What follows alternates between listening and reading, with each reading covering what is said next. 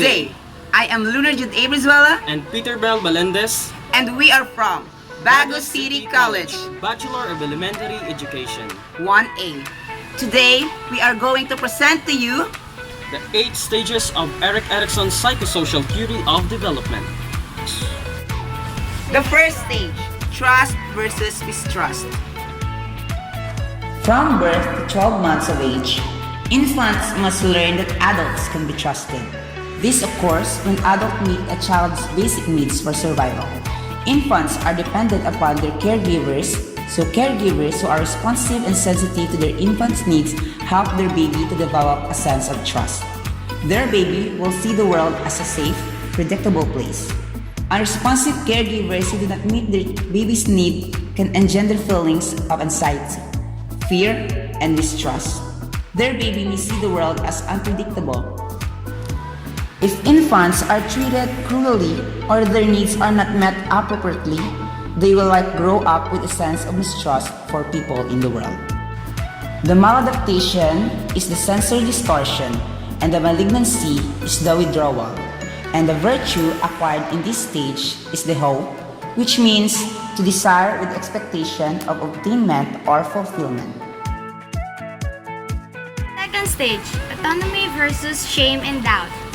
As toddlers, ages 1 to 3 years, begin to explore their world. They learn that they can control their actions and act on their environment to get results. They begin to show clear preferences for certain elements of the environment, such as food, toys, and clothing. A toddler's main task is to resolve the issue of autonomy versus shame and doubt by working to establish independence. If denied the opportunity to act on her environment, she may begin to doubt her abilities, which could lead to low self-esteem and feelings of shame. Maladaptation is impulsiveness, malignancy is compulsiveness, and the virtue in this stage is will and determination. The third stage, initiative versus guilt.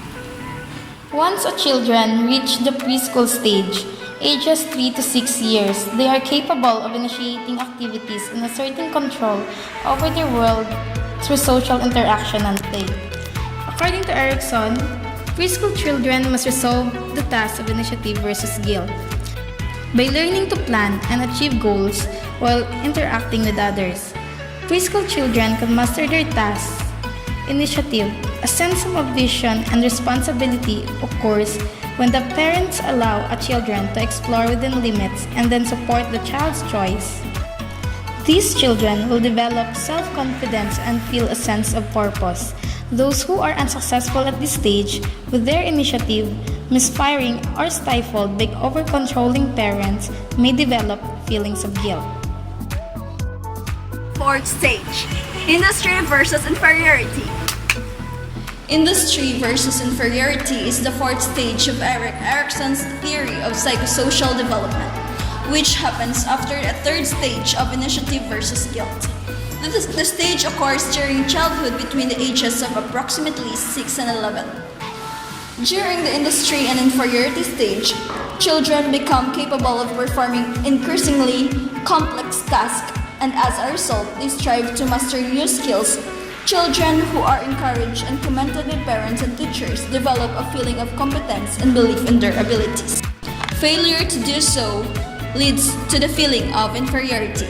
Maladaptation, narrow virtuosity, malignancy, inertia, virtue, competence, or the ability to do something well, or the quality or state of being competent. The fifth stage, identity versus role confusion. Identity versus role confusion is the fifth stage of ego according to psychologist Erikson's theory of psychosocial development. This stage occurs during adolescence between the ages of approximately 12 and 18. During this stage, adolescents explore their independence and develop a sense of self. According to Erikson, people progress through a series of stages as they grow and change throughout life. During each stage, People face a developmental conflict that must be resolved to successfully develop the primary virtue of that stage. He was interested in how social interaction and relationships affects development and growth. Maladaptation is fanaticism, malignancy is repudiation, and the virtue in this stage is fidelity. Fidelity means loyalty, the ability to live by the society's standards despite their imperfections and incompleteness and inconsistencies. The sixth stage, the intimacy versus isolation. Intimacy versus isolation is the sixth stage of Erik Erikson's theory of psychosocial development. This stage takes place during young adulthood between the ages of approximately 19 and 40. During this period, the major conflict centers on forming intimate, loving relationships with other people. Success at this stage leads to fulfilling relationships. Failure, on the other hand, can result in feelings of loneliness and isolation. In the seventh stage, the generativity versus stagnation. The seventh stage is for the middle adulthood. This period occurs during which we are actively involved in raising children and as well as on the work. This would put it somewhere between the middle 20s and the late 50s.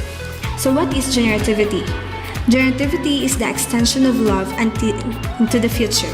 It is the concern for the next generation and as well as for all the future generation. On the other hand, stagnation refers to the failure to find a way to contribute. It is a self-absorption, self-centered, caring for no one. The stagnant person stops to be a productive member of the society. Some people try to be so generative that they no longer allow time for themselves for rest and relaxation. This is what we call the overextension, the too much generativity. Next is the malignant tendency of rejectivity, the too little generativity and too much stagnation, and an individual is no longer participating in or contributing to the society. The virtue is that if you are successful at this stage, you will have a capacity for caring that will serve you through the rest of your life. And the last stage, integrity versus despair. Ego integrity versus despair is the eighth and final stage of Erik Erikson's theory of psychosocial development. This stage begins at approximately age 65 and ends at death. It is during this time that we contemplate our accomplishment and can develop integrity if we see ourselves as leading a successful life. Erikson described ego integrity as the acceptance of one's one and only life cycle as something that had to be, and later as a sense of coherence and holiness. We must live life to the fullest and do the things that makes us happy. In order to fulfill your own satisfaction and avoid any regrets, despair, disappointment in the future. We should try to make our life the best it can be and work to find the integrity we have within. That's all for today. Once again, my name is Peter Bel Balendez. And I am Lurjud Abrazuela, Information without exemption. delivering nothing but the truth. Thanks for watching. Children are not things to be molded, but are people to be unfolded. Thank you and God bless.